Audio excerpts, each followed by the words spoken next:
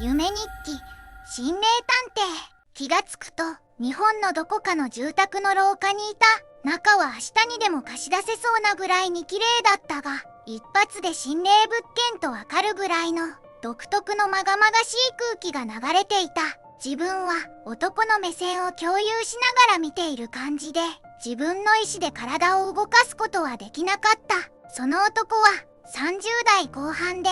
探偵をなりわいとしているらしく、ひょろっとした体型に手足は長く身長も高かった。関西弁をしゃべり、口が悪いが人情家で生まれつき霊能力があったため、近頃では心霊案件の依頼がほとんどらしく、物理と論破で霊を成仏させることを得意としているらしかった。探偵には24歳ぐらいの女の子が助手にいて、髪はロングで束ねていて、パンツルックが似合うはつらつとした子だった。この家で何があったんやろなとキョロキョロしながら、探偵は家の中を適当に見回っていた。そのうち遠くの方から赤ん坊の泣き声が聞こえてきた。それは仏間から聞こえてくるようで、探偵と助手は音が聞こえる方へと向かった。仏間もきれいに片付けられていたが、そこにはまがまがしい空気がよどんでいた。この辺りから赤ん坊の泣き声が聞こえた気がするんやけどなと言いながら、探偵が辺りを調べていると、突然耳の真横で赤ん坊の泣き声が大音響で響いた。うわ、うるさっかなわんわ。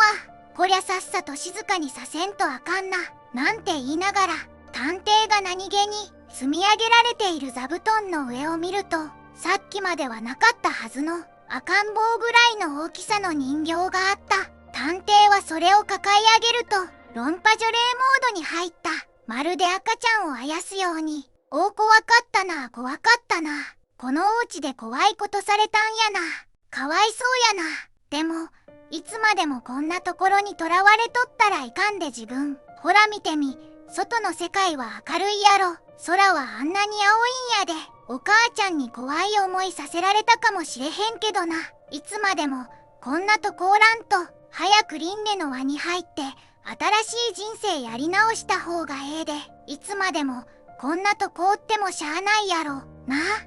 自分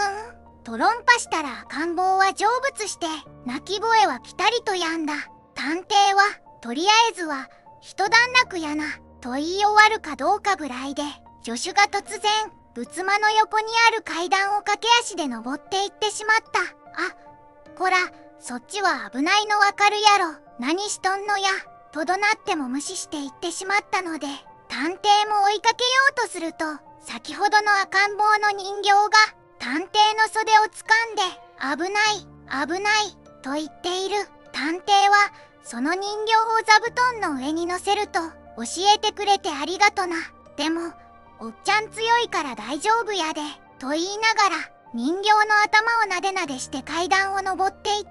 2階はもともと8畳の和室が2部屋あったのを、襖を外して16畳一間にしたような作りで、埃をかぶった骨董品のようなものがたくさん置かれていた。探偵は助手に、自分何しとんのや、ここが一番やばい場所ってわからんのかいなと叱ったけど、助手は聞いてるのか聞いてないのかわからないぼーっとした感じで、私はこっちを見てみますと言って16畳の部屋の前にあった短い廊下へ出て、襖をキシャンと閉じてしまった。探偵はなんやあいつどないしたんやとブツブツ言いながら、骨董品の中に何か手がかりがないか探し始めたが、この屋敷の危険性を思い出して、襖の向こうにいる助手に向かって大声で、なあ、こんな場所やろ、お互い声を掛け合ってへんとそのうち飲まれてしまうと思うねん。せやから話しながらにしようやと声をかけたが返事はなかった。探偵はまずいと思って急いで襖を開けると、赤い寝袋に頭まで入って動かない助手の姿があった。探偵は固く縛られている寝袋の入り口をほどくと、中には何枚ものゴミ袋で包まれた助手の姿があった。寝袋を無理やりひっぺがし、ゴミ袋を力ずくで破いて助手の顔を平手で叩くと、助手はまだ生きていて意識を取り戻した。自分ほんまここはサウナとちゃうんやで。そんなに汗だくになって何しとんねん。なんて軽口を叩きながら、安心して、その廊下の窓のサッシに手を置いた瞬間に、まずい、と思ったが、その時にはもう遅くて、何らかの力によって、目玉をくり抜かれて、探偵は絶命した。ああ死んだんやな。